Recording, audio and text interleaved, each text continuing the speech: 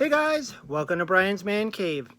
So today I want to talk about the Intellivision Amico. Now, okay, this subject it's really just been a crazy ride since its inception, and I'm proud that I was one of the first ones to actually do an interview with Tommy Tallarico. I was the first, YouTuber anyways, to do a video or a live stream with Tommy Tallarico about the Intellivision Amico. About what, 4 years ago, somewhere around there.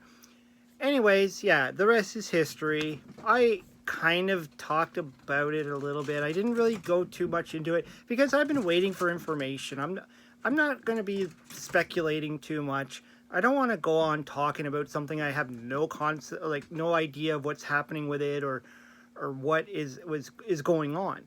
I did a few of my own videos talking about it. Where it's going to go, what can it do, this and this and this and this. But other than that, I haven't really been too vocal on the subject. I am an OG Intellivision fan. If you watch my videos, obviously you know that. I make my own games for the Intellivision. I made Keystone Cops, I made Fast Food, and a whole bunch of other games that I'm programming for the original Intellivision. So, as for the Amico,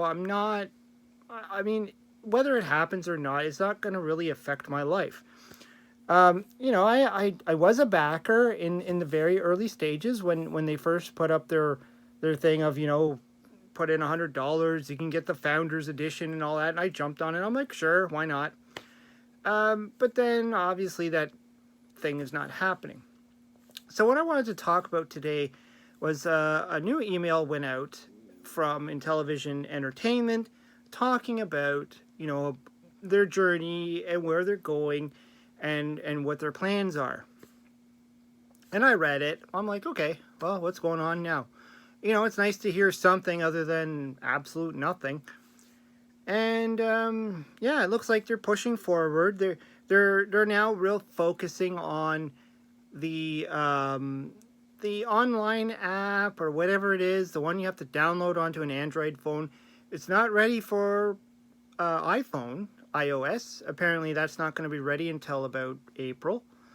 And I only have an iPhone, so I'm kind of out of the loop right now. But anyways, you can download this thing onto a Android phone. But it's strange you can use an Apple phone to play the game, but not to. I'm okay. I don't know. I'm still kind of confused about this whole thing, and I'm not really going to get too far into it. Anyways, the point is, it's going to come to Apple soon. Maybe I'll explore it at that point. I don't know. But the one thing that caught my attention was they said that by the end of the year, around December or something, maybe, I don't know, whatever, the end of the year, that they're going to release the controllers. And in my mind, that's the thing that's going to make this thing stand out from other things. And yeah, it takes me back to something like the Wii. The thing that made the Wii stand out was having that Wiimote that was a little bit different than your classic video gaming console with the D-pad and, Nintendo had the D-pad, Super Nintendo had the D-pad, PlayStation had the D-pad, Xbox, every D-pad was coming out.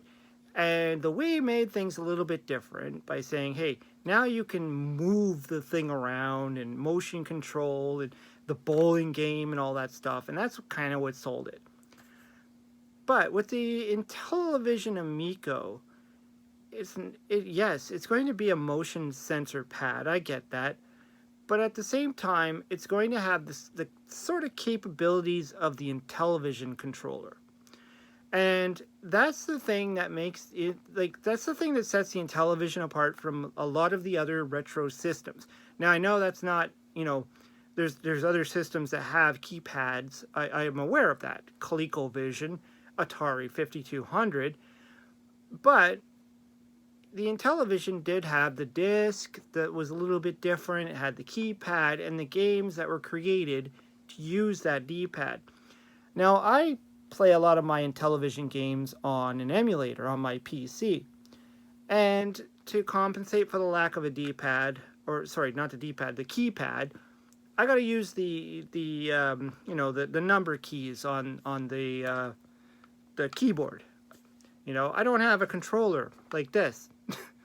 And I kind of wish I did, because I would rather have, like, this is the Intellivision 2 controller, which is kind of how the Amico controller is supposed to look like. It's got the spinny D-pad, it's white, and it's got the keys. And, obviously with the Amico, it's going to be a touch screen, which is great. I think that's a great idea.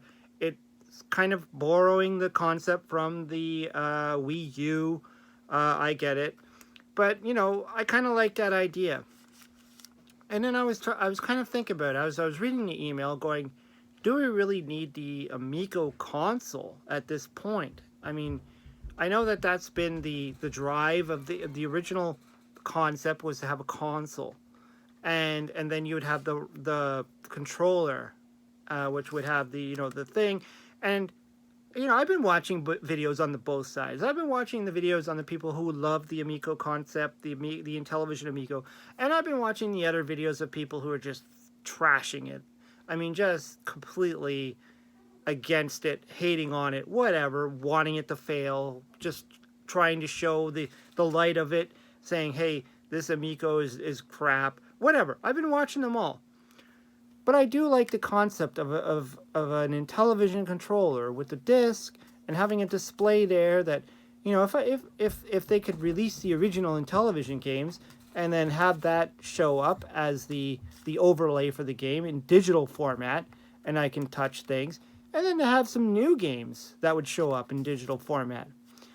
I think that would be kind of cool. And I would be okay if I didn't need an actual Amico console to do that.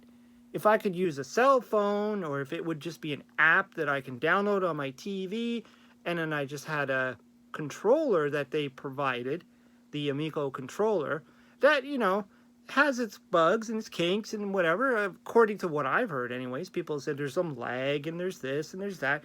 Maybe it does need some improvement, sure. It's Bluetooth or something, and it's not wired in like the original. That's wired in. It's right into the console. So you never have any problems with with these ones.